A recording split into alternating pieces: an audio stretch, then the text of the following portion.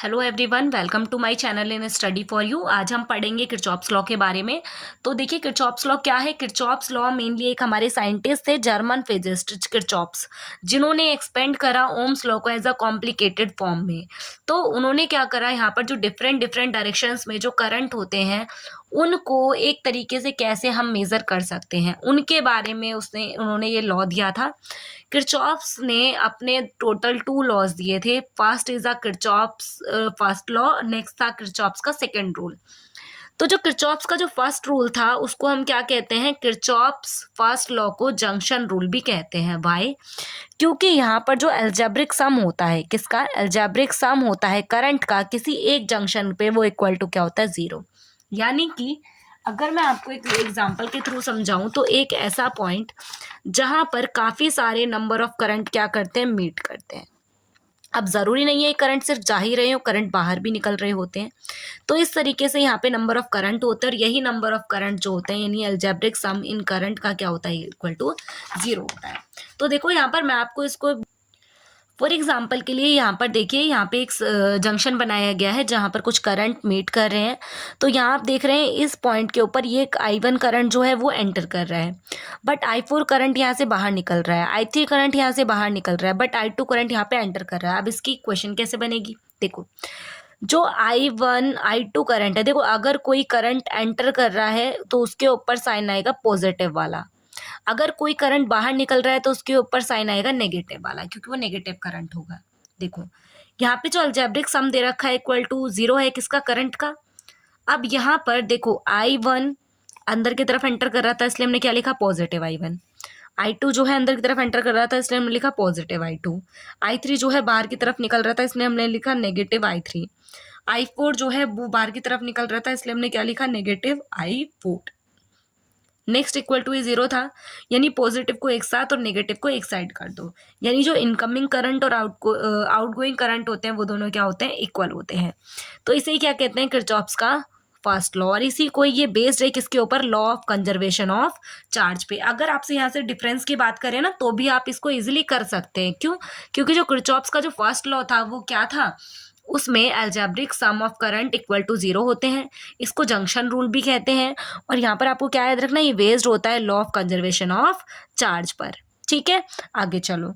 इसके बाद अगर मैं बात करूं कि किरचॉफ्स का सेकंड लॉ क्या कहता है, किरचॉफ्स का सेकंड लॉ को लूप रूल भी कहते हैं, क्योंकि क्लोज सर्किट के अंदर होता है।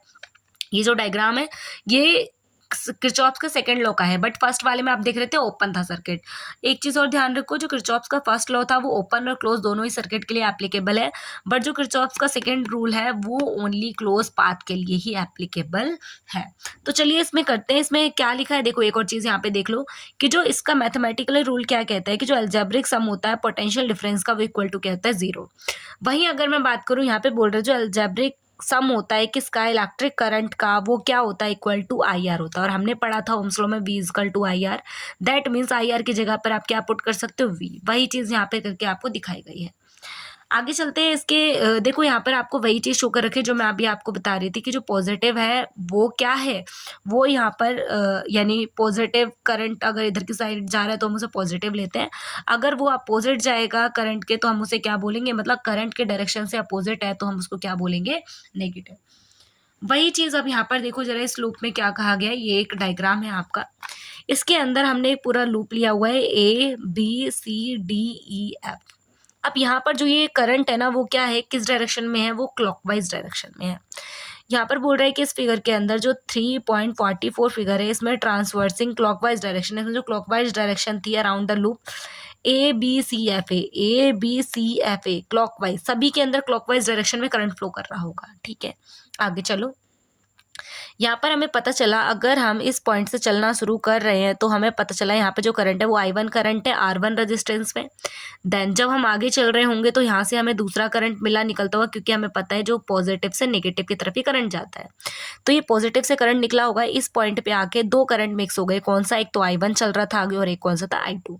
इसीलिए ये जो करंट क्या बन गया, I1 और I2। देन आगे जब चलेंगे हम तो यही करंट आगे जाके जो I1 I2 है वो इसमें जाके सेपरेट हो जाएगा, I2 इधर I1 इधर। इस तरीके से ये इसका स्ट्रक्चर है। आगे चलो इसके डेरिवेशन की बात करते हैं। तो यहाँ पर देखो सबसे फर्स्टली अगर हम अलजेब्रिक समता करंट रेजिस्टेंस का वो प्रोडक्ट है, यहाँ पर देखो क्या लिखा हुआ है कि जो I1 है, यानी जो फर्स्ट अगर हम उसके बात कर रहे हैं, कौन सा सर्किट है, ABCFA,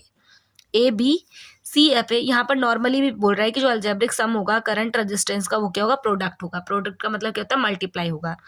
तो यहाँ पे हमें पता है कि I1 R1 minus I2 R2, first वाले के अंदर देखो I1 R1।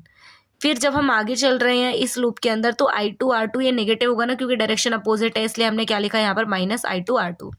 तो जो अलजेब्रिक सम होगा ईएमएफ का, वो एज अ सेम होगा, क्योंकि I1 R2 जो है फर्स्ट ईएमएफ का है, और जो I2 R2 है वो क्या है, सेकेंड ईएमएफ का है। इसी वजह से यहाँ पर E1 माइनस E2 ये क्या है, ईएमएफ है। क्या है ये, ईएमएफ दे रखा है आपको यहाँ पर। आगे इसी रूल को आगे अप्लाई करते हैं, क्लोज पाथ ABCFA। तो यहाँ पर जब हमने अप्लाई करा तो हमें क्या पता चला है कि जो ईएमएफ E1 और E2 है इक्वल टू क्या, E1 क्या है यहाँ पर कि I1 R2, ठीक है, I1 R1 माइनस, जब हम इधर जाएंगे तो क्या होगा, ये अपोजिट था करंट, इसलिए हमने क्या लिखा, माइनस I2 R2। ठीक है, ये क्वेश्चन फर्स्ट हो गई। देन अगर मैं वहीं पे बात करूँ आपसे सेकंड के लिए, क्या है, कौन सा वो लूप होगा, ये है CDEFC। तो इसके अंदर आपने क्या देखा, सेकेंड ईएमएफ है। ओके, तो इसमें क्या है कि I2 करंट यानी ऐसे जा रहा था, I2 करंट यानी R2 रेजिस्टेंस प्लस, जब आगे गए तो कौन सा करंट था, I2 यानी प्लस करके, और कौन सा रेजिस्टेंस है, I3। तो इसीलिए क्या लिखा, I1 प्लस R2, क्योंकि देखो ये रहा I1 प्लस I2, और कौन सा रेजिस्टेंस है यहाँ पर, R3, इसलिए मल्टीप्लाई में क्या करा, R3।